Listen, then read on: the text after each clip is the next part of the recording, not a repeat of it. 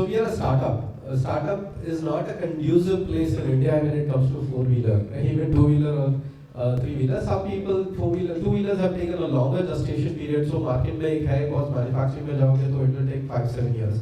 Whereas it technically shouldn't take so much. Literally from 2019 we launched the vehicle, we showcased the vehicle in 2021 Jan. In 14 months we were the fastest. Then 22 we refined the vehicle and then we have been doing a lot of testing. But in this period, where I'll say is, in the last 1-2 years, we have got a lot of support from ARI saying that ये component यहाँ से ले लीजिए, ये component. But if not, in India, it's very difficult to get a vehicle and release it out because every component has to be ARI certificate, every vehicle has to be ARI certificate. So it just increases complexity and the cost.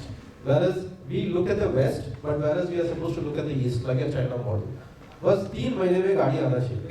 My platform is done and tested for all the crash tests and everything. उसके ऊपर तुम कुछ भी ढांचा डाल दो, it doesn't make much of a difference.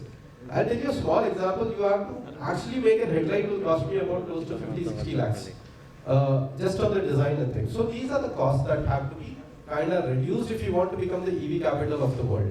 अगर EV को भी इंडिया में लेके आना है, we made our car at 6 to 6.5 is what we will be launching. With a solar panel, with modular options of extended battery, but the onboard battery is 150 kilometers range. So ये हम have purpose built for India. So most of EVs have to be purpose built for India. So our modular platform chassis can be used across all. You can make a 8-seater, you can make a 20-seater, you can use agricultural products and things like that. So I think अभी use cases आने वाले हैं. So we have opened up our architecture also to colleges for them to work on that as well. Sir आते हैं आपके पास क्योंकि बात चल रही है फेम की, आते हैं चौरसिया जी के पास. होमो लोकेशन कहा जाए तो एक ही नाम आता है, सुजोई चौरसिया. सर भारत में भारत का बना हुआ प्रोडक्ट कैसे देखते हैं, starting from your journey? Good morning, everybody. First of all, very happy Women's Day to all the ladies in the room, including ma'am. मेरा नाम सुजॉय चौरसिया है. मैं मुंबईकर हूँ. I have stayed in Mumbai from 1995 to 2015. उसके बाद मैं दिल्ली गया हूँ. And I hope हिंदी और इंग्लिश आप लोगों को चलेगी. मैं MSME को रिप्रेजेंट करता हूँ, बड़े ब्रांड्स को रिप्रेजेंट नहीं करता हूँ. अगर आप पेट्रोल सेक्शन या आइस सेक्शन को देखेंगे तो भारत में कुल मिला के 10-12 ब्रांड्स हैं, 2 व्हीलर्स, 3 व्हीलर्स, 4 व्हीलर्स में. लेकिन अब अगर आप ईवी को देखोगे एंड स्पेशली अगर आप लो स्पीड हाई स्पीड के एमएसएमईज को देखोगे तो शायद आप 8-10 हज़ार कंपनीज को गिन सकते हो. एक पेट्रोल की स्कूटर बनाने की फैक्ट्री को चालू करने के लिए 250 से 300 करोड़ चाहिए. एक इलेक्ट्रिक व्हीकल की असेंबली लाइन को खोलने के लिए मात्र 1.5 से 2 करोड़ चाहिए. तो the entry level barrier is super लो. और इसमें हमें धन्यवाद देना चाहिए चीन को, चाइना जो कि हमारा अनफ्रेंडली नेबर है, and I call it as a friendly, because today we are dominated by 99.99% components from China. वो हमसे एडवांस इसलिए नहीं है कि उन्होंने बहुत पहले इसमें लीप ले लिया, तो हमसे एडवांस इसलिए है कि उनकी पूरी की पूरी गवर्नमेंट से लेकर आखिरी आदमी तक का एक ही ऑब्जेक्टिव बस हमको एक्सपोर्ट करना है. They are based on that and we need scale of production. हमारे यहाँ की थिंकिंग ऐसी नहीं है. हमारे यहाँ पे एमएसएमई एक अलग सेगमेंट है और लार्ज प्लेयर एक अलग सेगमेंट है. सरकार के पास एक पैसा है जो कि वो फेम के थ्रू, PLI के थ्रू देती है. But to be very frank, it is the most unfamous and the useless thing that I have seen. And I'm being very vocal about it. It should be thrown out of the window, lock, stock and barrel. Sir, I will object this. Okay? Sir, you can object it. Let me complete it first. When I come down, I will ask you. Yes, Sure. Sir, FAME and PLI are preferential stuff only meant for the large player. आपको define ही किया जाता है, आपका एक्सटर्नोवर होना चाहिए, आप इतने साल जीने चाहिए. Typical bureaucratic thinking which goes into the government. मैं एक एमएसएमई हूँ यार, 2 साल का 3 साल का बच्चा हूँ. मेरी क्या आप एक्सपेक्ट करते हो 500-300 करोड़ की टर्नओवर हो जाएगी? Unless and until I am stealing and bringing money and doing whatever it is. तो आप कहते हैं एमएसएमई जो कंपनीज है उनको ज्यादा फायदा? सर अगर नहीं है फायदा, MSME एक अनाथ बच्चे की तरह छोड़ दिया है। स्कीम्स बहुत सारी, स्कीम में कोई कमी नहीं, ठीक है। No doubt the government has made it easier to do business in India, correct, and government has a overall objective. ऐसा नहीं है आईफीबा के थ्रू और अलग अलग बॉडियों के थ्रू, हम गडकरी जी से भी मिले, वो कहते हैं सर हमारा एक ओवरऑल ऑब्जेक्टिव आज की तारीख में, I want to push BIS, I want to push make in India, but at the same time I don't want to hurt the market, ठीक है। उन्होंने सीधे बोला सर आज की तारीख में आइस जो है मेरा 80-85% कंजम्पशन है, पर मेरे को पेट्रोल का बिल कम करना, that's my core objective. So if you look at electric vehicle, sir ने तो बोला 50-50 सर, 50-50 नहीं, लो speed is today 7 times the market of registered vehicles.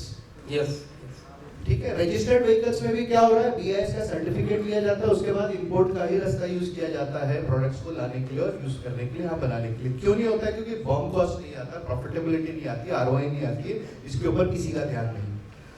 China में एक्सपोर्ट करने के लिए 13% 13% का सबवेंशन है। आपने डॉलर में कमा लिया, आपको आपके प्रॉफिट के ऊपर 13% मिलेगा, आपने डॉलर में इनकम किया 13% मिलेगा। हमारे यहाँ पे कैसा सिस्टम है, हमारे पास एक छोटा सा मोटरसाइकिल बनाने के लिए या स्कूटर बनाने के लिए चेसिस 28% पे, ठीक है, बैटरी अगर लेड एसिड लिया तो 28%, वरना 18% का लिथियम बैटरी है, ठीक है, प्लास्टिक लाइट्स 28 एंड 18%, और जब तक मैं प्रोडक्ट बना के बाहर निकलता हूँ वो मेरे को 5% में 5% पे बिल करने का। This is reality. आईफीबा कई बार पूरा डेलीगेशन लेके मिनिस्ट्रीज में गई है, रिटिन में हम लोगों ने दिया है इस चीज को। कितने जो छोटा प्लेयर है उसके पास इतना पूंजी नहीं होती कि वो इधर भी वो अटका के रखते पैसा। इस पे आज तक सुनवाई नहीं हुई और मुझे नहीं लगता कि आगे भी सुनवाई होने वाली। बट हम लोगों को इस पे गर्व होना चाहिए कि 3 व्हीलर्स इंडस्ट्री में all over world we are number 1। भारत नंबर 1 है, बिग अप्लॉज फॉर दैट। भारत नंबर 1 है 3 व्हीलर इंडस्ट्री में, नंबर 1 है। ठीक है, ई-रिक्शा इंडस्ट्री में जेन्युइन मेक इन इंडिया चल रहा है, क्योंकि गवर्नमेंट ने वो इनपुट के रास्ते धीरे-धीरे कसने बंद कर दिए। और आने वाले समय में मैं कहूंगा 2 व्हीलर में भी नंबर 1 हो जाएगा। अभी नंबर 2 है, बट नंबर 1 जल्दी ही आ जाएगा, ये मैं बता सकता हूं। सर इसमें सिर्फ एक पॉइंट ऐड करता हूँ, just to think what he said. हम हर रोज ये देखते हैं, बिकॉज हमारी गाड़ी हम जो बनाते हैं 3 wheeler, the biggest advantage is because they went into commercial market, ठीक है, एब्सोल्युटली यस। कोई गाड़ी नहीं बनाता, सब असेंबल करते हैं। Absolutely. Chassis the advantage is Piaggio का चेसिस, बजाज का ओल्ड चेसिस और कोई भी अतुल का किसी का भी चेसिस लेते हैं जो 20 साल पुराना है, कोई भी बना सकता है, बिकॉज उसमें कोई कंपोनेंट का नहीं है। आप वही स्प्रिंग सस्पेंशन यूज कर सकते हैं, वही पावर ट्रेन यूज कर सकते हैं, pretty much 90% of the products आप वही यूज कर सकते हैं। तो आपको सिर्फ मोटर लगाना है और आपको सिर्फ कंट्रोलर लगाना है और बैटरी, और कुछ नहीं लगाना, और ये तीनों आगे इंपोर्ट चाइना से ही होते हैं। जैसे इन्होंने बोला अगर वो इंडिया में बनाएंगे दैट विल बी अबाउट 40% मोर, कभी 3 व्हीलर नहीं आता। सर हमारे आईफीबा में हमारे जो संरक्षक हैं Agarwal ji, SK Agarwal ji, he is 93 years old, और उन्होंने 1970 में उन्होंने IIT के लिए उनकी बसेस को रेट्रोफिट करा, that time they have done. And Delhi जो पुरानी दिल्ली है उसमें रिक्शा नॉर्मल रिक्शा कन्वर्ट करके उस टाइम उन्होंने 85 वगैरह में, क्योंकि हम लोग क्या है जुगाड़, जो हम हिंदी भाषा में कहते हैं जुगाड़, ये सब फेम आना नहीं आना अलग स्टोरी है, बट हम लोग कैपेबल हैं, वी पीपल आर कैपेबल कि हम जो भी लेड एसिड बैटरी थी उसको लगा के रिक्शा चला के तब दिखा दिया था, जब चाइना नहीं था, चाइना वहां पे नहीं था, उस स्थिति में नहीं था, लेकिन मैं इसमें जोड़ना चाहूंगा sir, China is the elephant in the room. China एक ऐसी सच्चाई है जिसको आप नकार नहीं सकते हो। हम झक मरा के उनके ऊपर डिपेंडेंट है, और जब तक हम अपने जूते कस के अपने पाँव पे खड़े होने का नहीं सोचेंगे ना, तब तक हम उनके ऊपर डिपेंडेंट रहेंगे। बिल्कुल सर यही नहीं, बट ग्लोबली इटसेल्फ सब चाइना पे डिपेंडेंट है। डाउन अभी QA सेशन में करें please. Sir, globally everyone is dependent on China. The reason is not only their advantage of about 20 plus years. The first mover advantage was in the US.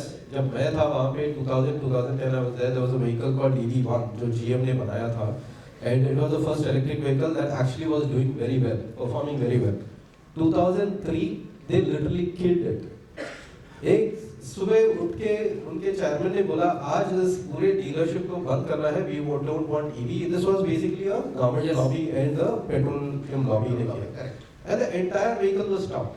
And that is the tech that came into Tesla, who was the original founder. Some लोग सोचते हैं Elon Musk is the founder, he is not the founder of Tesla.